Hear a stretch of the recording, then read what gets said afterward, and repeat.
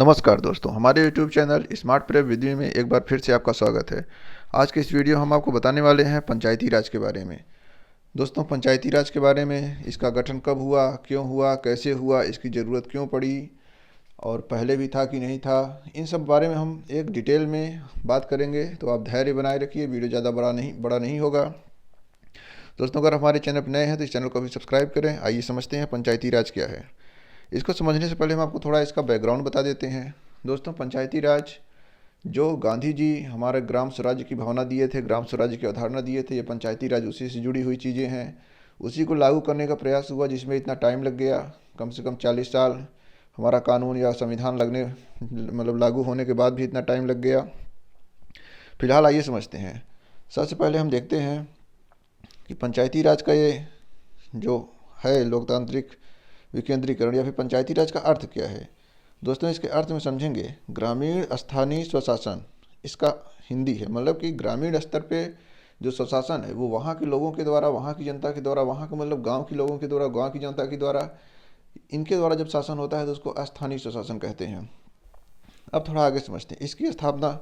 वैसे दोस्तों, इसकी स्थापना 73वें संविधान संशोधन 1992 द्वारा गठित अधिनियम के द्वारा हुई है, लेकिन वास्तविक रूप में विधानसभा को अधिकार दिया गया है कि वो पंचायतों का गठन, संगठन क्या, कैसे उनका निर्वाचन क्षेत्र क्या होगा, सीटें कैसे क्या होंगी, उनको अधिसूचित करेगा। ये अधिकार विधानसभा को दिया गया है, राज्य विधानसभा को दिया गया है।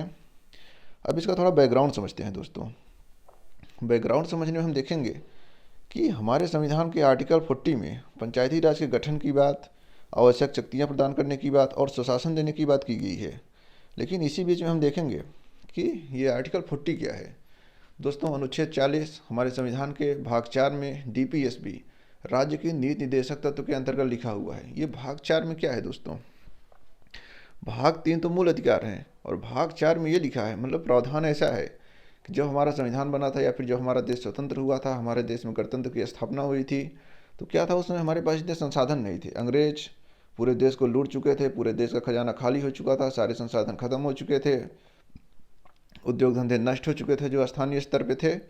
तो हमारे पास उतने संसाधन नहीं थे। तो जो हमारा टारगेट था कि हम भविष्य में इस चीज़ को लागू करेंगे, उसके लिए हम इसके डीपीएसबी में उन तत्व को रख दिए।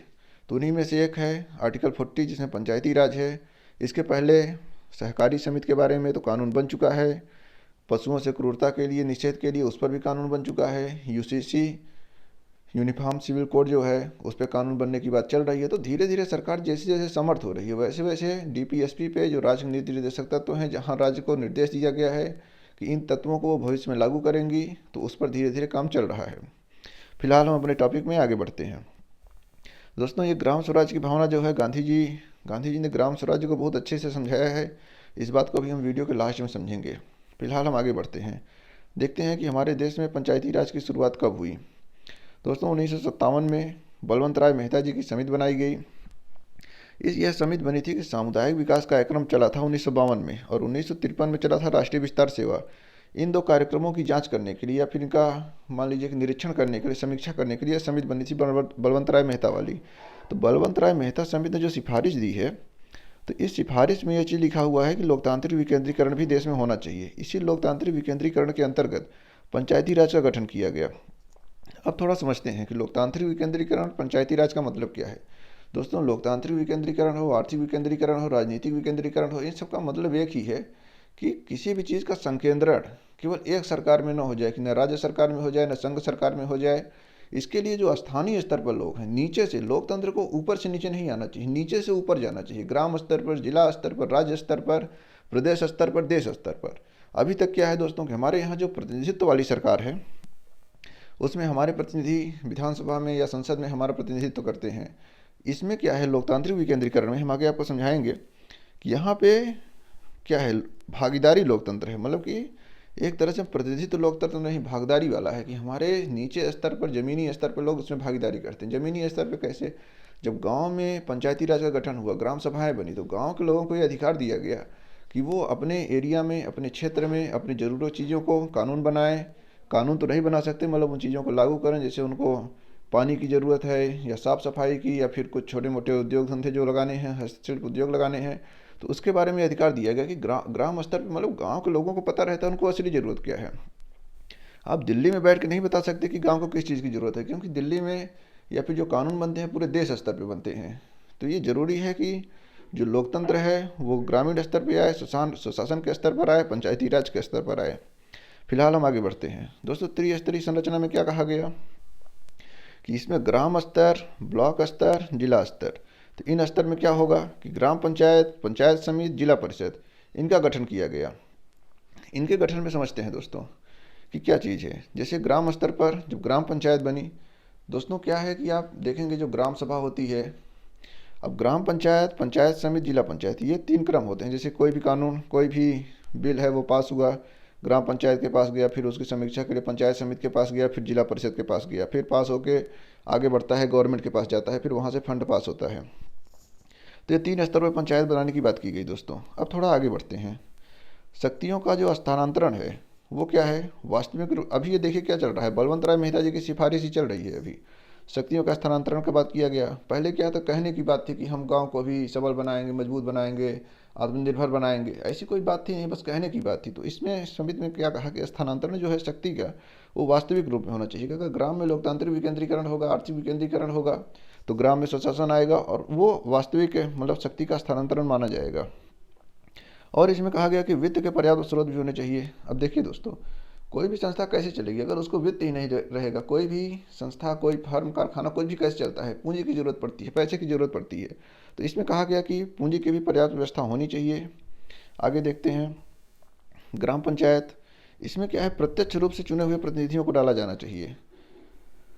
थोड़ा और आगे बढ़ते हैं। 1958 में दोस्तों इसकी सिफारिश को स्वीकार कर लिया गया। अब इसमें यह भी सिफारिश की गई कि जो प्रणाली है, जो सिस्टम है, कैसे चलेगा, ये राज्य सरकारों पर छोड़ दिया गया कि वो अपने स्थिति का अनुसार, भौगोलिक स्थिति, आर्थिक स्थिति, राजनीतिक स्थिति जैसे है उसके हिसाब से वो अपना संभालें, लेकिन ये बनाने की बात की गई। दोस्तों लागू होने की क्या बात है, ये राजस्थान में पहली बार 2 अक्टूबर 1959 को लागू की गई। नागौर जिला में गांधी जयंती, 2 अक्टूबर को गांधी जयंती आप सब जानते होंगे, गांधी जयंती मनाई जाती है। गांधी जी का विजन था, गांधी जी ग्राम स्वराज्य की बात करते थे, इसलिए इसको लागू किया गया 2 अक्टूबर 1959 को राजस्थान के नागौर जिला में। आप याद रखिए, करंट अफेयर्स के लिए भी ज़रूरी है। अब आगे देखते हैं दोस्तों, अलग अलग राज्यों में अलग अलग व्यवस्थाएं। इसका क्या मतलब है दोस्तों, हमारे देश में कई सारे राज्य हैं, उनकी व्यवस्थाएं अलग अलग हैं, उनके सिस्टम अलग अलग हैं, इसलिए पंचायतों का स्तर भी अलग अलग है, उनकी चीज़ें भी थोड़ी अलग अलग हैं।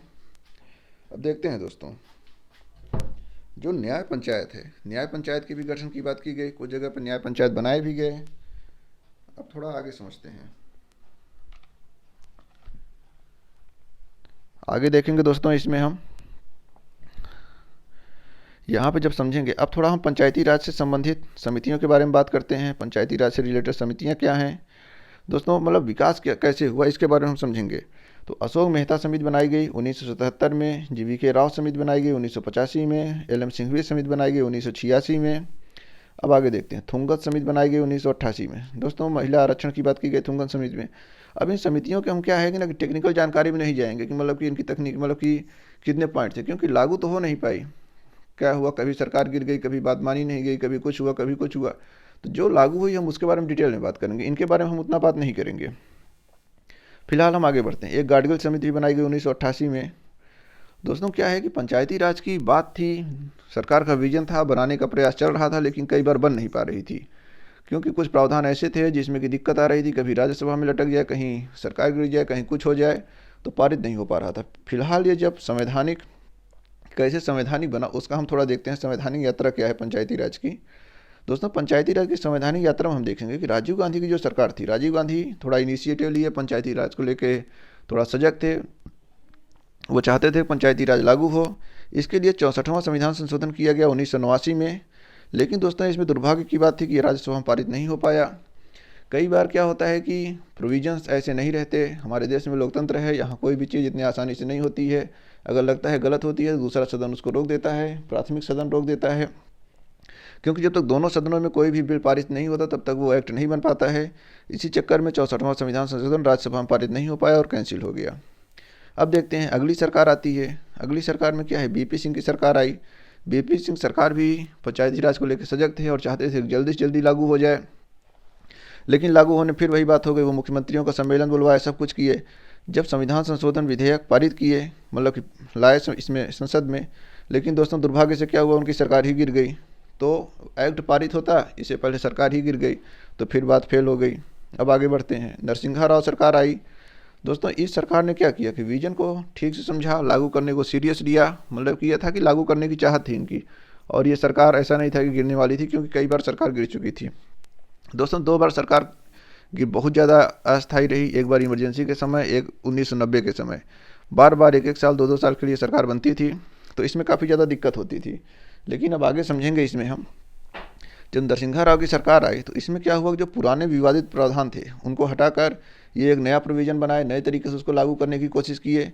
इसी क्रम में जब वो आगे बढ़ने में देखते हैं दोस्तों कि उन्होंने 73वां संविधान संशोधन एक्ट बनवाया, मतलब कि एक बिल ले आए, जिसमें बिल पारित हुआ तो फिर 73वां संविधान संशोधन एक्ट बना। यही एक्ट 1992 में बना। दोस्तों आपको याद रखने की जरूरत है, 73वां संविधान संशोधन विधेयक अधिनियम 1992 द्वारा पंचायती राज का गठन हुआ और एक संवैधानिक संस्था बनी। अभी हम आगे चल के समझेंगे किसी भी संस्था को संवैधानिक संस्था बनाने का क्या मैटर है। कोई हमेशा डिमांड चलती है कि महिला आयोग को संवैधानिक बना दिया जाए, या फिर CBI को संवैधानिक बना दिया जाए, या फिर और भी जो संस्थाएं हैं, मानवाधिकार की जो संस्था है उसको ये संवैधानिक बना दिया जाए। तो आप यहाँ थोड़ा समझिए कि संवैधानिक बनाने की बात क्यों की जाती है, क्यों कहते हैं कि संस्था को संवैधानिक बना दिया जाए। दोस्तों क्या होता है, अगर कोई संस्था संकल्प द्वारा बनी है, कोई वैधानिक है या फिर संवैधानिक है, क्या है कि जितनी संस्था ऊपर जाएगी, जैसे संवैधानिक है, तो अगर इसमें कोई बदलाव करना है तो सरकार या फिर जो उसमें अधिकारी हैं, प्रशासन है, कोई इतनी आसानी से बदलाव नहीं कर पाए, क्योंकि फिर संविधान संशोधन लाया जाता है। और संविधान संशोधन के लिए दोनों सदनों से पारित होना, कई बार जब मुद्दा रहता है तो विशेष बहुमत, कई बार होता है तो राज्यों की भी सहमति ली जाती है। दोस्तों बहुमत कितने प्रकार से पारित होता है संविधान, इसका वीडियो हम बनाए हैं, उसको आप जाके हमारे प्लेलिस्ट में चेक कर सकते हैं। फिलहाल देखते हैं। तो जब ये संवैधानिक सरकार बन गई, मतलब संवैधानिक संस्था बन गई, सबका प्रयास रहता है, जैसे CBI का दुरुपयोग कहते हैं कि CBI का दुरुपयोग होता है, तो CBI को संवैधानिक संस्था बना देना चाहिए। दोस्तों संवैधानिक संस्था बनने के बाद फिर मनमर्जी नहीं चलती है, क्योंकि उसके कुछ कानून होते हैं, नियम होते हैं। अगर उसमें बदलाव करना है तो फिर संविधान के संशोधन करना पड़ेगा। अदरवाइज क्या होता है, संकल्प से आई, आज संकल्प में कुछ लिखे हैं, कल प्रस्ताव में कुछ और लिख देंगे, कल कुछ और लिख देंगे, तो बदलते रहते हैं उसके प्रोविजंस। वैधानिक में क्या है, कानून लाते हैं, उसको भी बदलने की कोशिश करते हैं। तो इसीलिए ये प्रयास रहता है कि जो लोगों को ज़्यादा प्रभावित करती हैं संस्थाएं, उनका संवैधानिक होना चाहिए, उन्हें बदलाव इतनी जल्दी नहीं होना चाहिए, क्योंकि लोगों के हित प्रभावित होते हैं उससे। तो दोस्तों 73वें संविधान संशोधन विधेयक अधिनियम द्वारा ये पंचायती राज को संवैधानिक दर्जा मिला, और जो रास्ता कहानी शुरू हुई थी 1959 से 1957 से, वो जाकर 1992 में पूरी हुई। अब दोस्तों कहानी पूरी होने के बारे में हम क्या देखते हैं, ये जो पंचायती राज है, 24 अप्रैल को पंचायती राज दिवस मनाया जाता है। अब पंचायती राज दिवस के बारे में हम क्या समझेंगे दोस्तों। 24 अप्रैल लागू तो ये हो गया था 1992 में ही, लेकिन नहीं सॉरी, पारित तो हो गया 1992 में, लेकिन लागू हुआ 1993 में। अब 1993 में लागू होने का क्या मतलब है, कई बार कोई भी एक्ट होता है पारित तो हो जाता है, लेकिन उसको अधिसूचित होने में, नोटिफाइड होने में थोड़ा टाइम लग जाता है। तो वही इस एक्ट के साथ हुआ। तो यही एग्जाम के लिए एक फैक्ट भी बन गया। कई बार एग्जाम में ये पूछ लिया जाता है कि 73वां संविधान संशोधन कब लागू हुआ, तो लड़के क्या होता है, जोश में आके 1992 लगा देते हैं, लेकिन असलियत में ये लागू हुआ 1993 में 24 अप्रैल को। इसीलिए 24 अप्रैल को ये पंचायती राज डे मनाया जाता है। अब दोस्तों आगे समझते हैं। इसी क्रम में हम देखते हैं कि 73वां संविधान संशोधन की कुछ महत्वपूर्ण बातें, पारित तो हो गया, अब कुछ महत्वपूर्ण बातें समझते हैं। दोस्तों इस संविधान संशोधन में एक नया खंड संविधान में जोड़ा गया, भाग 9 जोड़ा गया। इसमें शीर्षक पंचायत दिया गया, और पंचायत शीर्षक में ये लिखा गया, ये आर्टिकल 243 से 243 अड़ा तक इसमें पंचायत का प्रोविज़न किया गया, प्रावधान किया गया। इसमें ये प्रावधान थे। दोस्तों इसी क्रम में एक नई अनुसूची भी जोड़ी गई, 11वीं अनुसूची। इसमें 29 विषय रखे गए, और 29 विषयों के बारे में अभी चर्चा हम थोड़ा आगे करेंगे। वहाँ आपको हम अच्छे से बताएंगे कि 29 विषय में कुछ स्वैच्छिक हैं, कुछ अनिवार्य हैं। सारा खेल विषय में ही है दोस्तों। ये जो पंचायती राज अपना 100% लागू नहीं हो पा रहा है, या फिर 100% इसके लक्षण या फिर परिणाम नहीं दिखाई दे रहे हैं, तो ये विषय का ही मैटर है। इसको भी हम डिटेल में आगे समझाएंगे आपको।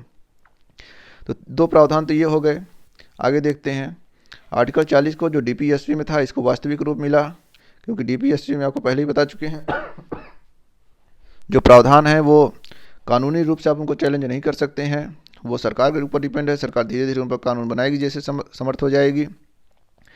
अब देखिए दोस्तों, एक लाइन यहाँ लिखी है कि सरकारें बाध्य हो गई। बाध्य कैसे हो गई? क्योंकि संवैधानिक दर्जा मिल गया पंचायती राज को। यही चीज़ आपको हम पहले बताना चाह रहे थे कि अभी तक सरकारें बाध्य नहीं थी, गोल मटोल टोल मटोल वाली बातें करती थी, कभी बनाए कुछ सरकार बनाए, कुछ ना बनाए, कुछ बदल दें, बनाए तो ख़त्म कर दें। लेकिन अब बाध्य हो गई, अब लिखा है मतलब संविधान के प्रोविजन से चलना पड़ेगा, नहीं तो फिर संविधान में अभी हम एक राष्ट्रपति शासन के बारे में बताए थे आपको, आर्टिकल 355, 365, 356 के बारे में बताए थे। तो वो सब एक्ट आर्टिकल लागू होने लगते हैं, वो हमारी प्लेलिस्ट में है, आप जाके वहाँ समझ सकते हैं उन चीज़ों को। फिलहाल आगे बढ़ते हैं दोस्तों। इसमें विषय रखे गए अनिवार्य, स्वैच्छिक, अभी आगे डिटेल करेंगे इनका हम। इसके बाद इसमें दोस्तों प्रतिनिधित्व लोकतंत्र की स्थापना की गई, जिसमें उसके भागीदारी लोकतंत्र की बात की गई। अभी तक प्रतिनिधित्व लोकतंत्र कैसे रहता है कि हम प्रतिनिधि अपना भेजते हैं संसद में या विधानसभा में, वो हमारे नाम पे काम करते हैं, हमारी बातों को संसद तक पहुंचाते हैं, कानून बनवाते हैं। अब दोस्तों ग्राम सभा के बारे में थोड़ा देख लेते हैं। ग्राम सभा क्या है? पंचायत क्षेत्र में रहने वाले व्यक्ति जो मतदाता सूची में दर्ज हैं, ये ग्राम सभा का निर्माण करते हैं। दोस्तों आप भी ग्राम सभा के सदस्य होंगे। अगर आप 18 साल के ऊपर हैं, आपकी मतदाता सूची में नाम दर्ज होगा, तो आप भी ग्राम सभा के सदस्य बन सकते हैं। दोस्तों त्रिस्तरीय, ये सब हम 73वें संविधान संशोधन की बात कर रहे हैं, ये आप ध्यान रखिएगा। फिर त्रिस्तरीय प्रणाली क्या लाई गई? सभी राज्यों के लिए ग्राम, माध्यमिक और जिला स्तर पर इसका गठन करना पड़ेगा, जैसे कि ग्राम पंचायत और पंचायत समिति और जिला पंचायत वाला जो मैटर अभी बताए थे आपको हम। दोस्तों इसमें क्या है कि 20 लाख की जनसंख्या पर, अगर जिन राज्यों की जनसंख्या 20 लाख के कम है, उनको माध्यमिक स्तर पर पंचायत के गठन करने से छूट दी गई है। नहीं तो बहुत जल्दी जल्दी हो जाएगा। जैसे मान लीजिए 1000 पर ग्राम सभा, 2000 पर ग्राम ये पंचायत समिति, 3000 पे या 5000 पे जिला परिषद की स्थापना हो जाएगी। तो आप इन चीज़ों को यहाँ हम आपको दिखा देते हैं एक बार फिर से कि कैसे इनका गठन किया जाता है। तो ये देखिए, जो ग्राम पंचायत, पंचायत समिति और जिला परिषद है, फिर इनका गठन बहुत पास पास हो जाएगा, तो वो उतना तार्किक नहीं रह जाएगा। इसलिए इसमें एक प्रावधान जोड़ा गया कि 20 लाख की जनसंख्या अगर है या फिर उससे कम है, 20 लाख की जनसंख्या से कम ही मान के चलिए जो है, तो वहाँ पे माध्यमिक स्तर पे पंचायत बनाने से, पंचायत समिति बनाने से छूट दी गई है। अदरवाइज तीनों स्तर पे आपको पंचायत का गठन करना पड़ेगा। आगे देखते हैं कि चुनाव का क्या मैटर है। दोस्तों सभी स्तर पर, मतलब तीनों स्तर पर पंचायतों का सीधे चुनाव होता है, सीधे चुने जाते हैं। अध्यक्ष का चुनाव कैसे होता है? माध्यमिक और जिला स्तर पर अप्रत्यक्ष रूप से अध्यक्ष का चुनाव होता है। सदस्य तो डायरेक्ट चुने जाते हैं, लेकिन अध्यक्ष को ये अप्रत्यक्ष रूप से चुना जाता है। थोड़ा आगे देखते हैं। इसमें देखेंगे दोस्तों, जब थोड़ा आगे हम देखेंगे तो जो ग्राम पंचायत स्तर पर है, 2 स्तर तो हो गया माध्यमिक जिला, बचा ग्राम पंचायत स्तर। तो यहाँ अध्यक्ष का जो चुनाव होगा वो राज्य विधानमंडल सूचित करेगा कैसे चुनाव होगा। अलग अलग राज्यों में अलग अलग तरीके से हो सकता है, तो ये राज्य विधानमंडल का काम है। अब कार्यकाल समझते हैं पंचायत का, ये भी एक अच्छा टॉपिक है। इसमें 5 वर्ष तक रहता है। अब 6 माह का क्या मैटर है दोस्तों? अगर मान लीजिए पंचायत का गठन हुआ है और पंचायत मान लीजिए कि 5 साल से पहले ही भंग हो गई, तो उसका चुनाव होगा, शेष अवधि के लिए चुनाव होगा, लेकिन चुनाव को 6 महीने के अंदर होना होगा। कई बार क्या होता है, जैसे मान लीजिए 5 साल का है तो 4 साल 7 महीने हो गए, अब बचा केवल 5 महीने। तो इस 5 महीने के लिए नई ये जो पंचायत है, अब उसको शेष समय के लिए नहीं रखेंगे, क्योंकि अगर 2 साल में ख़त्म हो जाती तो शेष समय के लिए 3 साल के लिए फिर से चुनाव हो जाता, फिर 5 साल बाद एक नया चुनाव होता। लेकिन अगर 6 महीने से कम समय बचा है और ये पंचायत मतलब कि विकसित हो गई है, तो फिर उसका नया चुनाव होगा। उसी दिन से फिर 5 साल जोड़ा जाएगा जो नया चुनाव होगा, फिर 6 महीने वाले को कैंसिल कर दिया जाएगा। ये टेक्निकल जानकारी है, आप इसको समझ के रखिए। दोस्तों चुनावी मामला का क्या मतलब है कि इसको न्यायालय में हस्तक्षेप से रोका गया है। कि जैसे मान लीजिए कि किस गांव को किस गांव में मिलाना है, ग्राम सभा कैसे बनानी है, सीटों का बंटवारा कैसे करना है, निर्वाचन क्षेत्र को कहाँ रखना है, तो इसके लिए न्यायालय को हस्तक्षेप से रोका गया है। कि मान लीजिए आप कह दीजिए कि ये गांव तो हमारे करीब है, तो हमको दूसरे गांव में क्यों जोड़ दिए, तीसरे गांव में क्यों जोड़ दिए, हमारा तो इसमें होना चाहिए, हमारी पकड़ तो इस गांव में है। इसके लिए जाके आप क्लेम कर दें हाई कोर्ट में, सुप्रीम कोर्ट में कि नहीं नहीं हमारे निर्वाचन क्षेत्र को ख़राब कर दिए, हम चुनाव लड़ेंगे तो हार जाएंगे। तो इसके लिए राज्य सरकार का पूरा अधिकार है, वो कैसे नोटिफाइड करेगी, राज्य निर्वाचन क्षेत्र कहाँ बनाएगी, सीटों का बंटवारा कैसे करेगी। तो दोस्तों अब ये इंपॉर्टेंट मामला है, आप इसको समझ के चलिए। अब देखते हैं दोस्तों, थोड़ा 11वीं सूची के अभी जो हम बात कर रहे थे कि 29 विषय हैं, उसके बारे में बात करते हैं। दोस्तों ये जो अनिवार्य हैं ये तो कोई बात नहीं, जैसे ग्राम सभा हो गया, तीनों स्तर पे हो गया, प्रत्यक्ष अप्रत्यक्ष, ये तो होता ही है, आप देख ही रहे हैं, अनिवार्य है, तो इसमें कोई दिक्कत ही नहीं। न्यूनतम उम्र इसमें 21 वर्ष रखी गई है। SC ST को सभी स्तर पर आरक्षण की बात की गई है। महिलाओं को 1/3 से कम आरक्षण नहीं होना चाहिए। आगे देखते हैं, राज्य निर्वाचन आयोग का गठन, पंचायत वित्त आयोग का गठन, ये सब तो ठीक है। दिक्कत कहाँ खड़ी हो गई दोस्तों? दिक्कत खड़ी हो गई स्वैच्छिक प्रावधान में। यहीं से पंचायत को पंगु बना दिया। पंचायत जो आज 100% सफल नहीं हो पा रही है केवल स्वैच्छिक प्रावधान की वजह से। अगर प्रावधान रखना ही था तो मान लीजिए सारे अनिवार्य रखते, मतलब कि ऐसी स्वैच्छिक दे दिए कि अब राज्य सरकार एकदम स्वतंत्र हो गई। स्वतंत्र हो गई क्या हो गया इसमें, एक देख रहे हैं जो मैटर है पंचायतों का अधिकार और शक्तियाँ, और यहाँ पे वित्तीय अधिकार। जब दोस्तों वित्तीय ही नहीं मिलेगा, अब देखिए राज्य सरकारें क्या होती है, राज्य सरकारें हमेशा रोना रोती रहती हैं कि हम कर्जे में हैं, हमारे पास पैसा नहीं है, हमें फंड नहीं मिल रहा है। वो सेंटर से अपने पैसे, अपने अनुदान बढ़ाने की मांग करती हैं, टैक्स में भागीदारी की ज़्यादा मांग करती हैं, और यहाँ क्या करती हैं, लोक लुभावन वादे करती हैं, उटपटांग योजनाएं चलाती हैं जिनकी ज़रूरत नहीं रहती है, पैसे का अपव्यय करती हैं, ठीक से उनका यूज नहीं करती हैं, चुनाव को मुख्य बिंदु रखकर अपना पैसे का खर्च करती हैं, जनता को मुख्य बिंदु नहीं रखती हैं। तो कई बार क्या होता है कि जो जो हिस्सा पंचायतों को मिलना चाहिए, जो ग्राम सभा को मिलना चाहिए अपना विकास करने के लिए, दोस्तों ग्राम विकास जो है वही देश विकास है।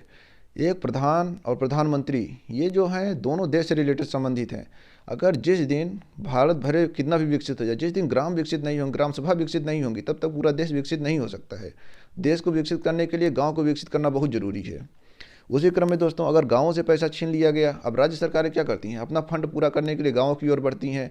इधर जो टैक्स लगते हैं उनमें भी हेरा फेरी करती हैं, कई बार टैक्स को माफ़ कर देती हैं लोक लुभावन वादे के चक्कर में। तो ग्राम सभा आप देखेंगे, आप जिस गाँव में रहते होंगे वहाँ क्या है, अगर आप उठा के देखेंगे तो बिल्कुल आपको मुश्किल ही है, मुझे लगता है कि एक आध दो टैक्स मिल जाए जो ग्राम सभा उगाती हो। यहाँ तक कि नगर निगम जो है, वो इतने बड़े बड़े नगर निगम हैं, वो तो खुद अपना फंड पे नहीं डिपेंड हैं, वो भी गवर्नमेंट से ही लेते हैं। तो ग्राम सभा अपना कैसे पैसा वसूलेगी, तो बहुत मुश्किल की बात है। तो ग्राम सभाओं को पंगु बना दिया इन स्वैच्छिक प्रावधानों की वजह से। और जो अधिकार एवं शक्तियों की बात की गई थी, ये भी अधिकार एवं शक्तियाँ उस तरह से ट्रांसफर नहीं किए गए जैसा सोचा गया था, जैसे प्रावधान लिखे गए हैं कि राज्य सरकारें, एक दो राज्य सरकारों की बात नहीं करते हैं, राज्य सरकारें जो कुछ ऐसा प्रावधान कर रहे हैं जहाँ पे लोग सजग हैं वहाँ प्रावधान हो रहे हैं, लेकिन मैक्सिमम में क्या है, ध्यान नहीं दिया जा रहा है, अधिकार एवं शक्तियों को ठीक से बंटवारा नहीं हो रहा है। दोस्तों ये पद कर, चुंगी, उचित कर, ये सब चीज़ें हैं। अब आरक्षण का मामला, दोस्तों हम आरक्षण के लिए एक अलग से वीडियो बनाएंगे। उसका कारण ये है कि अभी सुप्रीम कोर्ट ने ओबीसी आरक्षण पर एक नियम पारित किया है, अपना आदेश दिया है, तो उस पर हम आखिरी फैसला आने तक इंतजार करते हैं। तो उसके बाद हम आरक्षण पर आपको पूरी तरह से समझाएंगे, पूरा डिटेल देंगे कि ओबीसी आरक्षण का मैटर क्या हो गया है, कैसे मध्य प्रदेश और महाराष्ट्र में चुनाव रोक दिए गए हैं। इसके लिए हम अगला वीडियो बनाएंगे, आप हमारे वीडियो में बने रहें। दोस्तों अभी हम बात किए थे ऊपर कि हम गांधी जी के ग्राम स्वराज्य के बारे में बात करेंगे। यहाँ पे हम गांधी जी के ग्राम स्वराज्य की बात करने के लिए बोले थे आपसे, तो हम आपको थोड़ा बता देते हैं गांधी जी ग्राम स्वराज्य का सपना क्या था, गांधी जी क्या चाहते थे। दोस्तों गांधी जी का सपना ये था कि जो हमारे छोटे स्तर पर लघु उद्योग हैं, हस्तशिल्प उद्योग हैं, इनका विनाश न किया जाए। अंग्रेजों ने भारत को कैसे बर्बाद कर दिया, अंग्रेजों ने भारत को कैसे खोखला बना दिया, सोने की चिड़िया कहे जाने वाला भारत कैसे इतना गरीब हो गया। इतना गरीब नहीं है, हालांकि हम महाशक्ति हैं दुनिया में आज, लेकिन फिर भी जिस स्तर पर हमें होना चाहिए उस स्तर पर आज हम हैं नहीं। दोस्तों क्या है कि अंग्रेजों ने भी हमारे हस्तशिल्प उद्योग को पूरी तरह से नष्ट कर दिया था। तो जो हमारे स्थानीय स्तर पे लोग बेरोजगार हो गए, फ्रस्ट्रेशन आ गया, या फिर भूखमरी, अकाल, ये सब फैलने लगे, महामारियाँ फैलने लगी, तो देश कैसे विकसित होगा, हमारा विकास कैसे होगा। तो यही गांधी जी चाहते थे कि जो हमारे यहाँ जैसे प्रोडक्शन, जैसे मान लीजिए आज मशीनीकरण का युग है, औद्योगिकरण का युग है, तो इतनी बड़े बड़े मशीनें, इतने बड़े बड़े कारखाने, अब कारखानों को अगर गाँव में आप स्थापित कर देंगे, वहाँ एक दिन प्रोडक्शन होगा, एक महीने गाँव में चलेगा। गाँव को तो रोज़ का रोजगार चाहिए। आज देखते हैं इतना एम्प्लॉयमेंट कैसे है, ट्विटर पे कैंपेन चल रहा है, या फिर हर जगह मतलब कि ये हो रहे हैं, प्रदर्शन हो रहे हैं कि रोज़गार चाहिए, रोज़गार चाहिए, रोज़गार मिल नहीं रहे हैं, बेरोजगारी इस स्तर पे पहुंच गई है। इसका कारण क्या है, जितना मशीनीकरण हो रहा है हमारे देश में। देखिए अगर प्रोडक्शन मतलब कि डिमांड अगर बहुत ज़्यादा है तब तो प्रोडक्शन समझते हैं, मशीनीकरण होना चाहिए, मतलब हर जगह, कुछ जगह तो जरूरी है, जैसे शहर है वहाँ प्रोडक्शन बहुत ज़रूरी है, लार्ज स्केल पर प्रोडक्शन होना चाहिए। लेकिन हमारे गांव के स्तर पर इतने प्रोडक्शन की ज़रूरत नहीं है। शहरों से बन के माल गांव में आ रहा है, गांव के लोग बेरोजगार हो रहे हैं, शहरों में रोजगार मिल नहीं रहा, रोजगार की एक सीमित क्षमता है। तो गांधी जी यही कहना चाहते थे कि मशीनीकरण हो, लेकिन इस स्तर पर न हो, अंधाधुंध मशीनीकरण न हो कि हमारे हस्तशिल्प उद्योग, कारीगरी, ये सब बेकार हो जाए, इन सबको कोई काम न मिले। देखिए दोस्तों अगर मशीनें काम करने लगी, अब देखिए इसमें तर्क क्या दिया जाता है कि मशीनें काम करेंगी तो मशीन को बनाने में, उनका देखभाल करने में, उनकी रक्षा करने में, उनको बनाने में भी कारीगरों की जरूरत पड़ेगी, मतलब कि एम्प्लॉयमेंट जनरेट होगा। लेकिन एम्प्लॉयमेंट जनरेट का मैटर समझिए आप, एक रोबोट बनने में मान लीजिए कितने लोगों की जरूरत पड़ेगी, 10 लोग, 20 लोग, लेकिन एक रोबोट कितने लोगों का काम खत्म कर देगा, 50 लोगों का काम खत्म कर देगा। कंप्यूटर कितने लोगों का काम खत्म कर देता है। भाई हमें तो रोजगार चाहिए। देखिए हमें क्या है कि हम विकसित होना चाहते हैं, टेक्नोलॉजी आना चाहिए, सब कुछ ठीक है, लेकिन गांधी जी ये कहते थे कि अगर हमारे पास पैसा ही नहीं रहेगा, हम कहते हैं 10% लोग अगर पहुंच गए टेक्निकल में या फिर नौकरी कर लिए, जॉब कर लिए, कारखानों में नौकरी पाएगा, 90% है वो बेरोजगार रह जाएंगे। तो हमें इस तरह की समृद्धि से क्या मतलब है, जो हमारा विकास ही नहीं होगा, हम भुखमरी में जी रहे हैं, हम अकाल में जी रहे हैं, हमारे पास पैसा नहीं है, तो ऐसे विकास से क्या मतलब है। तो गांधी जी कहते थे कि विकास को नीचे से होना चाहिए, मतलब कि जो उद्योग धंधे हैं इनको नीचे से विकसित होना चाहिए। जैसे जैसे गांव में ज़रूरत बढ़ती जाएगी, उद्योग, हल शिल्प उद्योग काम करते जाएंगे, लोग कारीगर बनते जाएंगे, धीरे धीरे उनका प्रोडक्शन का लेवल बढ़ना चाहिए। ये नहीं कि ऊपर से प्रोडक्शन ले जाके एकदम डाल दें कि पूरा गांव के जो कारीगर हैं, शिल्प उद्योग हैं, ये सब खत्म हो जाती है। यही गांधी जी कहना चाहते थे दोस्तों, यही उनकी ग्राम स्वराज्य की भावना थी। गांधी जी ग्राम स्वराज्य और मेरे सपनों का भारत, ये सब बुक लिखे, उसमें उनका विजन लिखा हुआ है। लोग गांधी जी को बहुत दूसरी नज़र से देखते हैं कि गांधी जी ने भारत को क्या से क्या करवा दिया, गांधी जी ने होते तो ये हो जाता, वो हो जाता। हम अपने व्यूअर से उम्मीद करते हैं कि आप गांधी जी के बारे में थोड़ा पढ़िए, उनकी किताबों को थोड़ा पढ़िए, उनके विजन को थोड़ा पढ़िए, तब आप उनको समझ पाएंगे। तो दोस्तों, इस वीडियो को ज़्यादा आगे नहीं बढ़ाएंगे, हम आगे अपने दूसरे वीडियो में आरक्षण की बात, मध्य प्रदेश में ओबीसी से जो मैटर में अभी निर्णय आया है, महाराष्ट्र के बारे में जो निर्णय आया है, उसके बारे में हम बात करेंगे। और आगे चल के हम राज्य निर्वाचन आयोग, राज्य वित्त आयोग, पेशा एक्ट जो बनाया गया है वो भी बहुत इंपॉर्टेंट है, उसके बारे में भी हम बात करेंगे। तो दोस्तों, आप हमारे वीडियो में बने रहें। अगर ये वीडियो अच्छा लगा हो तो इसको लाइक करें, जाते जाते इस चैनल को सब्सक्राइब जरूर करें, घंटी की बटन को भी दबाएं, जिससे हम आगे की जो वीडियो हैं, आरक्षण वाला मुद्दा बहुत इंपॉर्टेंट है, आप उसको ज़रूर देखिएगा, हम उसको जल्द से जल्द अपलोड करेंगे। तो दोस्तों, धन्यवाद, जय हिंद।